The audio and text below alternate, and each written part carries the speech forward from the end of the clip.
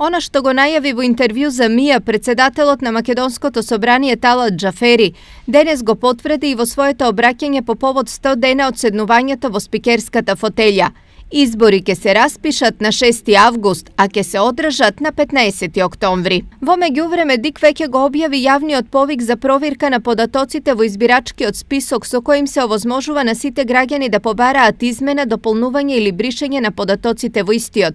Избирачкиот список кој е ставен на јавен увид е направен со податоци на граѓани кои заклучно со февруари 2017 година станале полнолетни.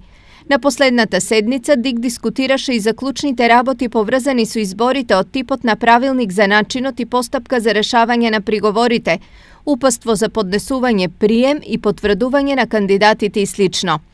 А токму кандидатите се она за која јавно не зборува ниту една од партиите. Засега се шпекулира со повеќе имиња за можни кандидати за градоначалници на истокот, но конечниот избор ќе го кажат партиските и вонпартиски анкети што веќе се прават. Состојбата е најинтересна во Штип, каде двете најголеми партии во моментов немаат ниту избрани председатели.